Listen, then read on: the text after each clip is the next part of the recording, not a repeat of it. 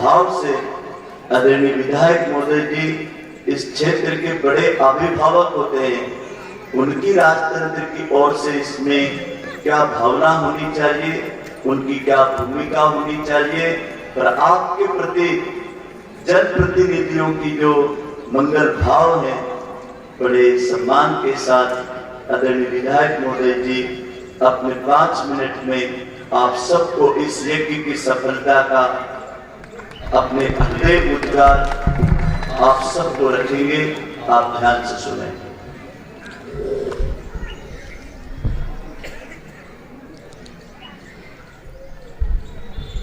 भारत माता की, गायत्री माता की। आज ग्राम पनवाड़ी में गायत्री परिवार द्वारा आयोजित जो आगामी समय में हमारे ग्राम पनवाड़ी में 24 कुंडी यज्ञ प्रारंभ होगा, उसका आज हम भूमि पूजन करने जा रहे हैं। ऐसे गरिमामय कार्यक्रम में उपस्थित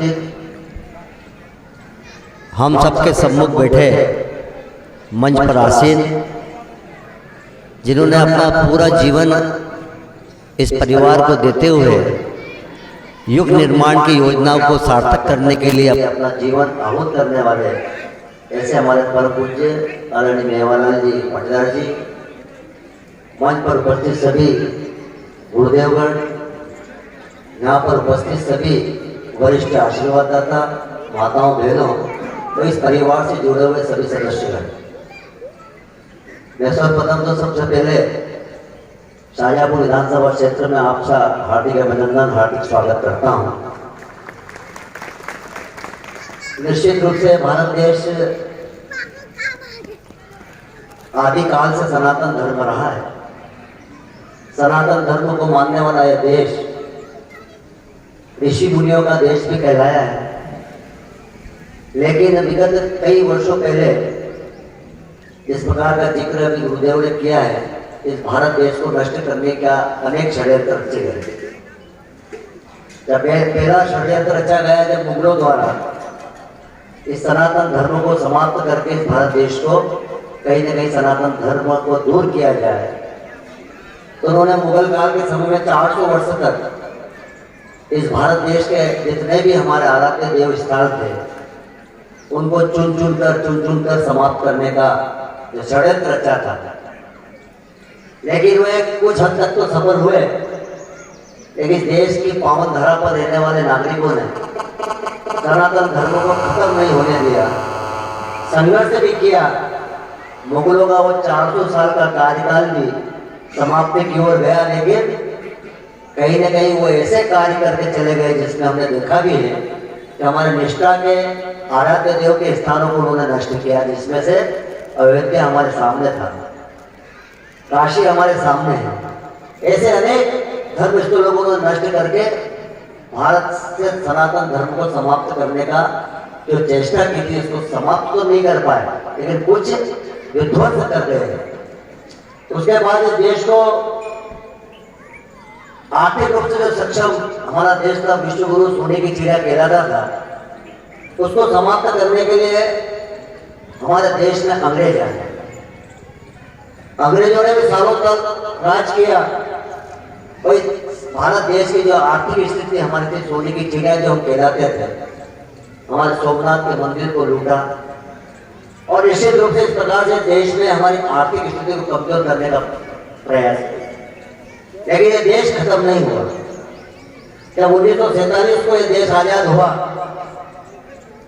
फिर से एक नई धारा प्रारंभ हुई और 1925 को राष्ट्रीय स्वयंसेवक संघ के माध्यम से एक संस्था स्थापित की, जिसका लक्ष्य था कि भारत माता को फिर से परम वैभव पर पहुंचा, फिर से विश्व गुरु भारत बने। इसलिए राष्ट्रीय स्वयंसेवक संघ ने निश्चित रूप से इस और आगे कदम प्रारंभ किए और उसके बाद 1926 में गायत्री परिवार का पदार्पण हुआ और युग निर्माण की योजना के साथ फिर से भारत देश देवों की भूमि, तो भारत देश फिर से विश्व गुरु बने। इस विषय को लेकर, इस मिशन को लेकर गायत्री परिवार काम कर रहा है। मैं आज उस समय को, इस क्षण को भी याद करना चाहूंगा कि मैं जब कॉलेज लाइफ के बाद कलेक्ट्रेट में काम करने के लिए, अपने आजीविका चलाने के लिए स्टाम्प पेंटर का काम कर रहा था। रजिस्ट्री में जो स्टाम्प लगते हैं, मैंने स्टाम्प एक उद्योगपति के पिता के होने के बाद भी एक छोटे से काम को मैंने हाथ में लिया था और स्टाम्प बेचने का काम मैंने प्रारंभ किया था। उस समय गायत्री परिवार की बहन मुझे याद आती है, भाभी मनोरमा जी, सोनी जी, जो गायत्री परिवार में काम करते थे। शायद मैं उपस्थित भी होगी तो पता नहीं मुझे, लेकिन मुझे याद है कि जब मैं स्टाम्प बेचता था तो वहां पर एक पुस्तक लेके मेरे पास आते थे कि एक आप पुस्तक पढ़ना, गायत्री परिवार के आप स्वाध्यायी बनो। तो मैंने पुस्तक मासिक 15 दिन में आती थी शायद, तुम्हारी अखंड ज्योति, उसको जब मैंने स्वाध्याय करना प्रारंभ किया तो निश्चित रूप से मुझे जोड़ने का, अगर आज मैं गायत्री परिवार में उपस्थित हुआ तो मनोरमा सूर्य जी की महत्वपूर्ण भूमिका है इस परिवार से जोड़ने के लिए। मैं उनको धन्यवाद और साधुवाद देता हूँ। और निश्चित रूप से आपके जो अपने कार्यक्रम है पूरे देश में और विश्व में, इस देवभूमि को निश्चित रूप से भारत देश को फिर से विश्व गुरु बनाने में आप कोई रोक नहीं पाएगा। इसके लिए भी आपकी ताकत है, आपके वोट की ताकत है। जब आपने वोट दिया तो निश्चित रूप से वो ताकत उभर कर आए। और आज दावे के साथ हमारा प्रधानमंत्री अगर मंच से कहता है, हमारा मुख्यमंत्री हमारे दावे के साथ कहता है, बटेंगे तो कटेंगे। ये भाव कहां से पैदा हुआ है? इन संस्थाओं से पैदा हुआ है। हम एक रहे देवभूमि के लिए, हम सब लोग सनातन धर्म के लिए, हम सब लोग, प्रक्रिया सबके अलग हो सकती है लेकिन भाव हमारा एक, इस भारत माता को परम महबूब पर पहुंचाने के लिए हम सब लोग अपने अपने संस्थाओं के माध्यम से जो काम कर रहे हैं देवभूमि के रूप में, निश्चित रूप से आप साधुवाद के पात्र हैं। मैं ज्यादा कुछ नहीं कहते हुए, जो सामने हमारे आशीर्वाद दादा बैठे हैं, जिनके कारण से मैं आज जनप्रतिनिधि के रूप में उपस्थित हुआ हूँ, निश्चित रूप से दोनों हाथ जोड़कर आपको प्रणाम करता हूँ, साधुवाद देता हूँ। विशेषकर इन पंक्ति में जो बैठे, कुछ इधर भी बैठे हैं, हमारी लाडली बहनों ने जो कमाल किया है वो अद्भुत है। लाडली बहनों का जो भाव पैदा हुआ इस मध्य प्रदेश में, उस देश में, निश्चित रूप से आपका योगदान को न तो भारतीय जनता पार्टी की भूला पाएगी, जो मैंने देखा है, चाहे वो शिवराज सिंह जी चौहान साहब हो, पूर्व मुख्यमंत्री जी, चाहे वर्तमान के हमारे मुख्यमंत्री जी आदरणीय मोहन जी, डॉक्टर मोहन जी यादव जी हो, चाहे वो हमारे प्रधानमंत्री नरेंद्र मोदी जी हो, तीनों का भाव आपको दिखाई देता है गायत्री परिवार से जुड़े हुए। जब डॉक्टर मोहन जी यादव जी ने शपथ ली थी, शायद दूसरे या तीसरे दिन, मुझे याद नहीं आ रहा कि शायद 24 और 48 घंटे के अंदर अंदर गायत्री परिवार के बीच में भी गए थे और आशीर्वाद प्राप्त किया था। ये भाव को लेकर काम करने वाला है। निश्चित रूप से मुख्यमंत्री हमारे बीच में भी है। मैं इस अवसर पर यहाँ के आयोजकों को धन्यवाद देता हूँ। गायत्री परिवार के जो जिला मुख्यालय पर बैठे हैं, जो संचालित कर रहे हैं, उनको भी धन्यवाद देता हूँ, बधाई देता हूँ। जो कार्यक्रम आप आयोजित करने वाले, जो मेरी भूमिका हो उसमें, मैं निश्चित रूप से आयोजकों को विश्वास दिलाता हूँ। तन मन धन समर्पित करते हुए निश्चित रूप से इस कार्यक्रम को हम सफलतापूर्वक आगे बढ़ाएंगे। और ये तो अद्भुत है, 24 कुंडी यज्ञ हमारे बनवाड़ी में हो रहा है, हमारी विधानसभा क्षेत्र में हो रहा है। इसका लाभ निश्चित रूप से यहाँ के लोगों को तो मिलेगा ही मिलेगा, लेकिन यहाँ से उत्पन्न जो ऊर्जा होगी वो निश्चित रूप से सकारात्मकता का जो भाव पैदा होगा और एक धार्मिक भावना है जो यहाँ पर आज के नवयुवकों को जो आवश्यकता है। तो हमने भी कई बार परिवार के बीच में बात करना बंद कर दिया है। नवयुवकों के बीच में हमें बात करने की आवश्यकता है, परिवार के बीच में हमें बातचीत करने की आवश्यकता है कि हमारा देश पहले क्या था, किन किन कारणों से हमारा देश किन किन स्थितियों से गुजरा है। तो आज के नवयुवकों को परिवार के साथ बैठकर इन बात की चर्चा करने की आवश्यकता है। और ये देश अभी कहीं ना कहीं पश्चिमी संस्कृति के चपेट में है। हमें भी थोड़ा इंगित भी करना है हमारे नौजवान साथियों को कि आने वाले समय में हमें धार्मिकता के साथ काम करते हुए निश्चित रूप से हमारी आजीविका भी चढ़ाना है, देश को भी आगे बढ़ाना है। और हमारी भूमिका क्या, तो अभी आपने बहुत अच्छे शब्द दिया कि जब ये पहचान हो जाए कि मैं क्यों आया हूँ, तो देश के प्रधानमंत्री जी ने भी कहा है आजादी के 1947 को देश आजाद हुआ था, वो 100 वर्ष का पूर्ण हो रहे हैं 2023 47, तो 2047 में मेरा भारत कैसा होगा, इसकी कल्पना की है उन्होंने और हमसे अपेक्षा भी की है कि हम हर क्षेत्र में आगे बढ़े, हम हर क्षेत्र में नंबर 1 पर आए, ये भारत देश आर्थिक रूप से भी सक्षम बने और राष्ट्रीयता के मामले में भी हम परम वैभव और भारत माता को पहुंचाने में अपनी भूमिका जो हो सकती है, जिसकी क्या भूमिका है, तो अपनी पूरी ताकत के साथ काम करेंगे। तो निश्चित रूप से जो लक्ष्य हमारे गुरुदेव पंडित श्री राम जी आचार्य जी ने लिया है, माता जी ने लिया और आज उनके परिवार के प्रणव जी पंड्या जी ने भी जो हमारे बीच में जो संकल्प लेकर काम कर रहे हैं, भाव हमारे सब एक है। भाव का मतलब वही है, युग निर्माण, भारत का निर्माण। और निश्चित रूप से हम सब लोग इसी क्षेत्र में आगे बढ़ रहे हैं। मैं पुनः आप सब लोगों ने यहाँ पर आप मुझे बुलाया, स्वागत किया, इसलिए बहुत बहुत धन्यवाद। मैं पुनः आप सब लोगों का अभिवादन करता हूँ, धन्यवाद देता हूँ। और मुझे जब कुछ देर में जब बैठा था, आदरणीय आपके बारे में जब चर्चा हो रही थी, तो निश्चित रूप से ध्यान में आता है कि जीवन में हम आए क्यों। जीवन में केवल खाना, काम करना, यही हमारा काम थोड़ी है, सोना।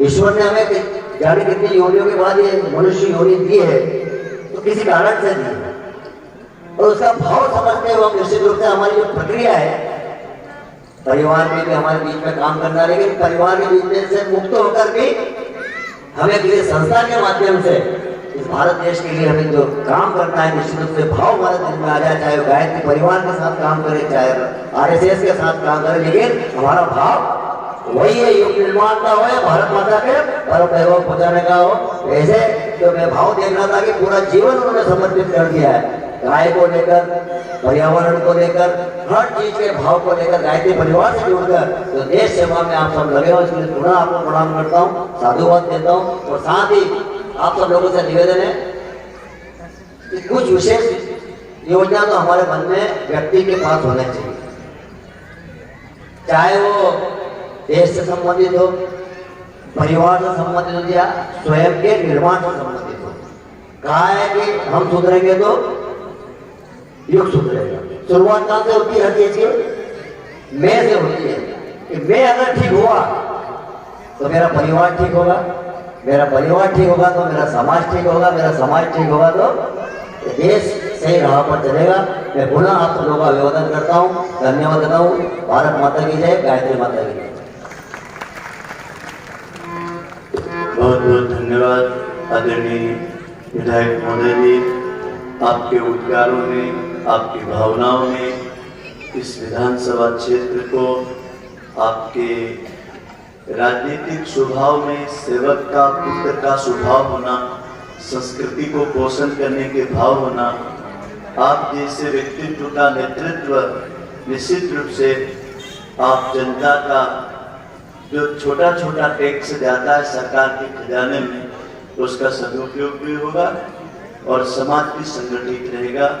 गायत्री परिवार आपके आने का और आपके आशीर्वचनों का और भावी आश्वासन के प्रति आपके प्रति कृतज्ञ है, धन्यवाद देता है।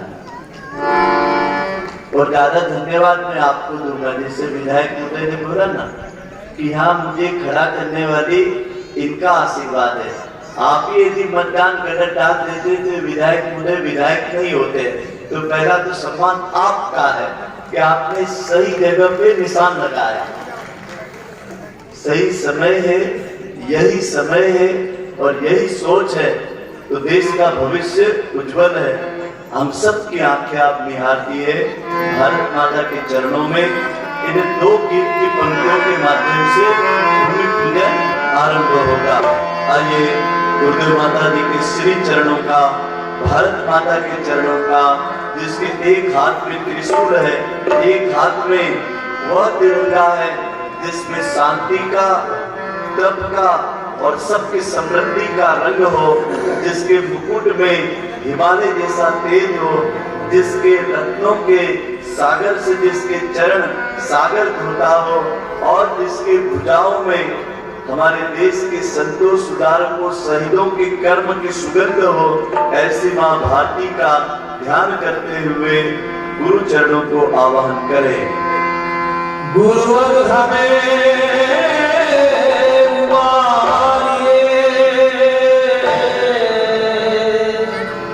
हे करुणा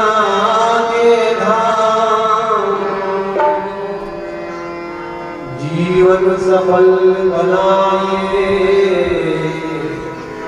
युग ऋषि आंखें निहारती है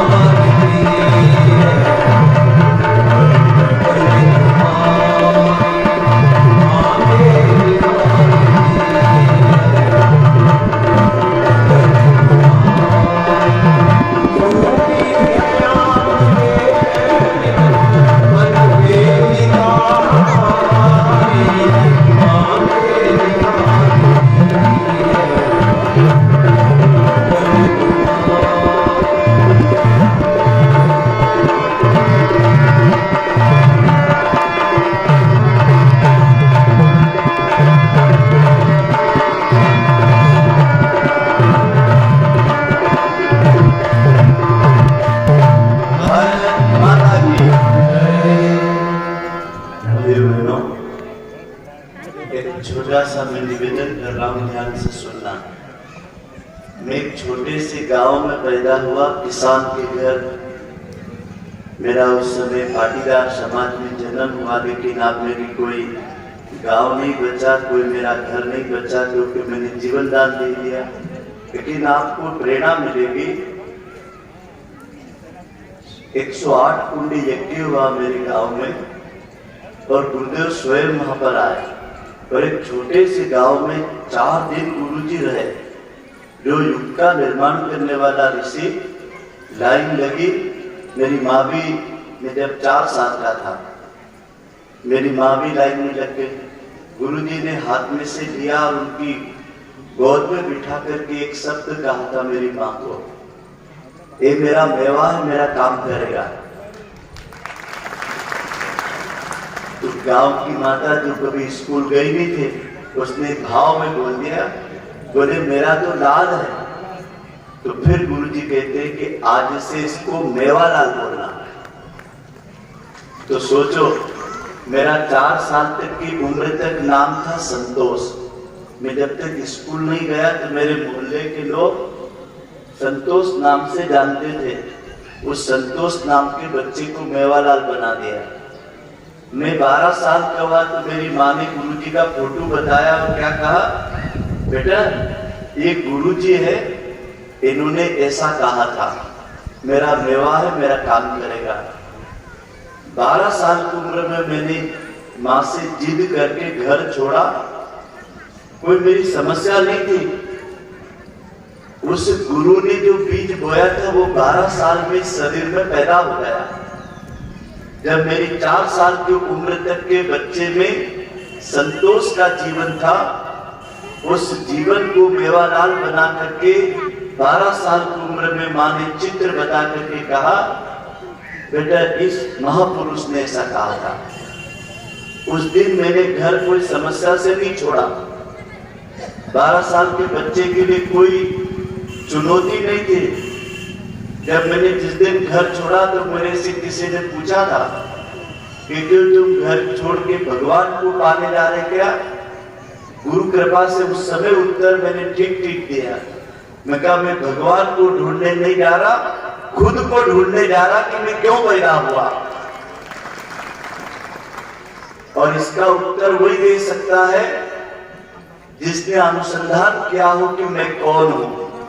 तो गुरुदेव की सबसे पहली पुस्तक लिखी उन्होंने, मैं कौन हूं। और उस पुस्तक को यदि आप भी पढ़ोगे तो आपको उत्तर मिल जाएगा कि मैं क्यों हूं। 16 वर्ष की उम्र में शांतिपूर्ण जीवनदानी हुए और आज मेरी 60 साल की उम्र है। 4 मैंने संकल्प लिए थे 1984 में। पहला संकल्प लिया था, इस धरती पर किसी बैंक में मेरा खाता नहीं होगा, धरती पे मेरे नाम पर कोई जमीन की 1 इंच प्रॉपर्टी नहीं होगी। मैंने एक अनुसंधान किया कि बिना पैसे से, बिना प्रॉपर्टी से क्या कुछ हो सकता है क्या? केवल ईश्वर की बनाई दुनिया है, तो उसकी दुनिया में कमी है क्या कुछ? मैं कहा कोई कमी नहीं है। दूसरा संकल्प लिया, गृहस्थ आश्रम में प्रवेश करना, लेकिन खुद के बच्चों को जन्म नहीं देना, दीन दुखी वनांचल के जो धर्मांतर कर लेते हैं ऐसे बच्चों के माता पिता बनना। और तीसरा संकल्प लिया, युग निर्माण के रचनात्मक कार्यों को काम में हाथ में लेना, किसी पद प्रतिष्ठा के लिए नहीं भागना। और पिछले दिनों में हिमालय रहा 24 दिन अमर गंगा के जल पर 1999 में, तो 24 साल पहले संकल्प लिया, इस धरती पर अंतिम सांस तक भोजन नहीं करना, सूर्य की ऊर्जा से और गाय के दूध और ऋतु फल में रहना। जैसे आप लोग 3-4 बार खाते हो ना, दाल चावल सब्जी रोटी नमक मिर्च मसाला पकवान, ऐसा इस शरीर में पिछले 24 सालों से एक कोई भी पकवान या नमक मिर्च मसाला नहीं गया। तो यदि आपको कोई बोले ना कि ये नहीं खाओगे तो कमजोरी हो जाएगी, तो आप 1 कप गाय का दूध पी लेना। कोई पूछे ना कि ये नहीं खाओगे तो ये बीमारी हो जाएगी, तो रंबा फल 2 खा लेना। हमारे वहां तो बहुत मिलता है। रंबा फल में देवताओं ने कहा भगवान विष्णु लोक में कि जो भोजन से मिलता है, जो पकवान से मिलता है, जो दवा से मिलता है, वो सारे तत्व इस पूरी प्रकृति ने एक फल में दे दिए। और उस फल का नाम क्या है? बोलो, रंबा फल।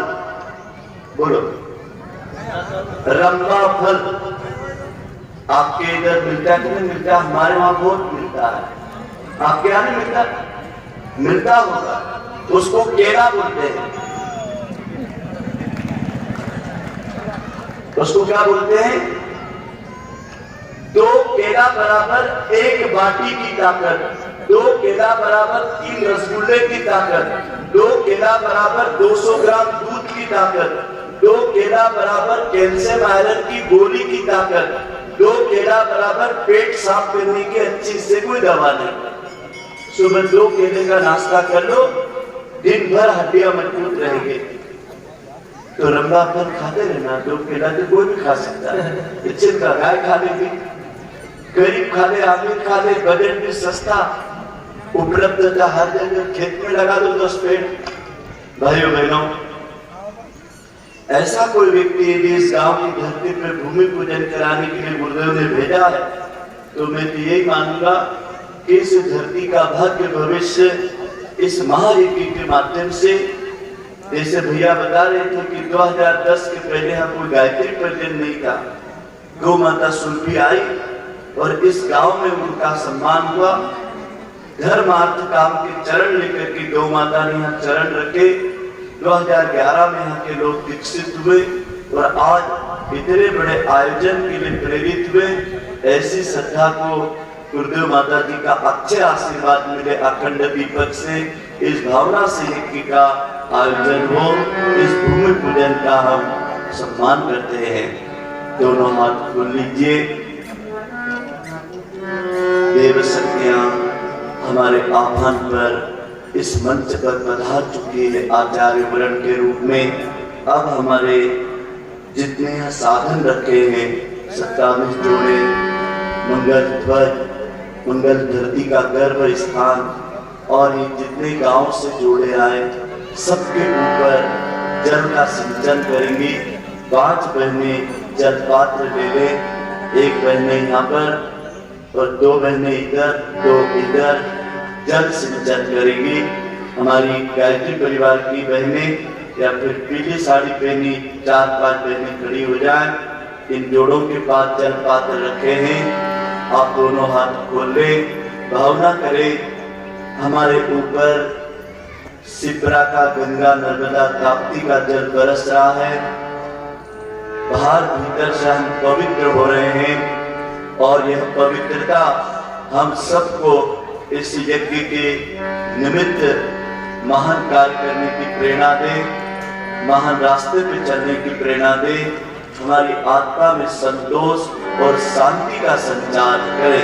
2 बहनें इस तरफ हो जा बेटा, 2 बहनें इस तरफ आ जा, 2 बहनें इस तरफ, 1 इधर, 1 आखिरी में। आपको ऐसे सीधे जाना है, ये बहन को भी सीधे जाना है, ये बहन को बीच में से सीधे जाना। रुक जाओ बहन, रुक जाओ, पीछे जाना है, उधर को कर लो। जल सिंचन प्रारंभ। ओम गुणातिके परिकृतत्वं सोमं सूर्यस्य दुहिता। ओम पुनन्तु मामेव जनाः, पुनन्तु मनसा धियः, पुनन्तु विश्वा भूतानि जातवेदः पुनीमाम्। ओम भाभ्यां देव सवितः पवित्रेण सवेन च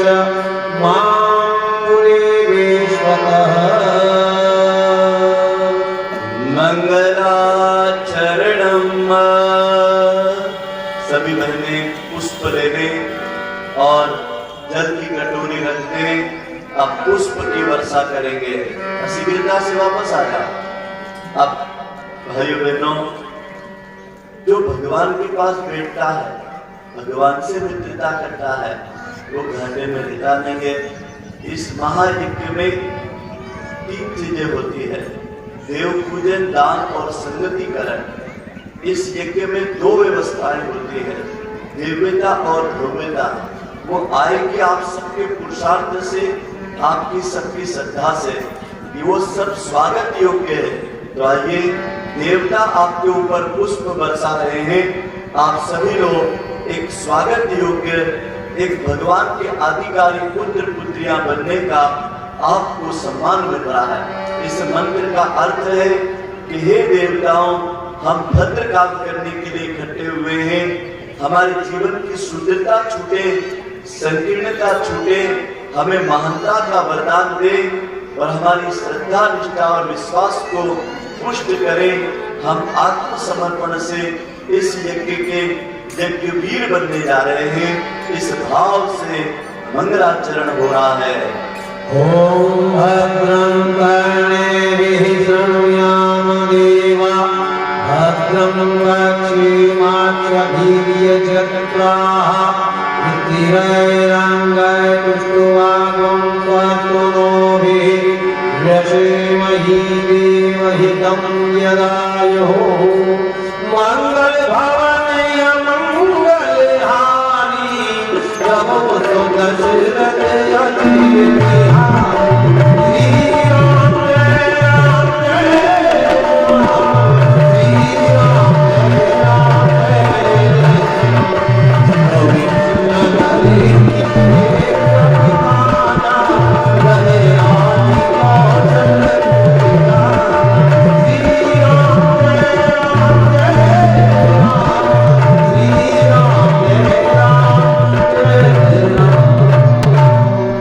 Sen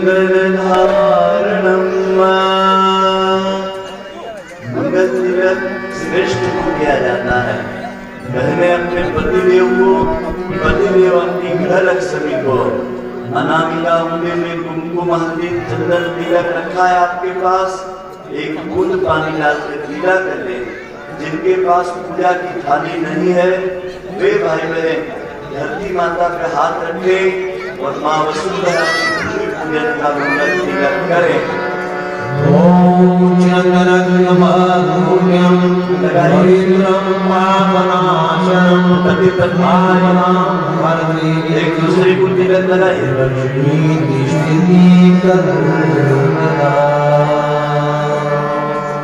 भैया माथे पे लगाओ ना टीका, यहाँ लगाओ ना। संकोच नहीं करे, आपस में नहीं जोड़ संकोच से लगाओ कि नहीं लगाओ।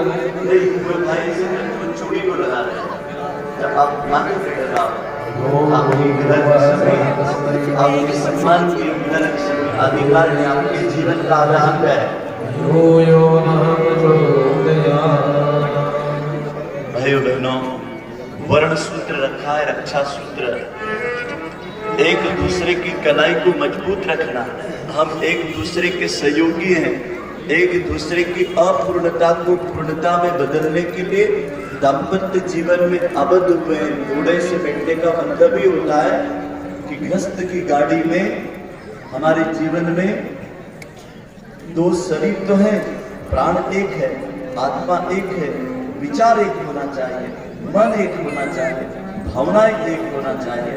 हे जगत पिता जगदीश, हम दोनों के जीवन में यही आशीष देकर के इसको एक दूसरे की कलाई को गांठ लगा दो और कह दो भगवान से कि रिश्ता आपके आशीर्वाद से हुआ है। अभी देवी प्रयोजन के लिए, देव उद्धार के लिए, व्यक्ति परिवार समाज के निर्माण के लिए संकल्पित भाव से कलावा बांधे। ओम प्रतेन दीक्षामाप्नोति दीक्षयाप्नोति दक्षिणा दक्षिणा श्रद्धामाप्नोति श्रद्धया सत्यमाप्यते। पृथ्वी आवाहनम। अब सीधे हाथ में चावल पुष्प ले लो, ले लिया। भाइयों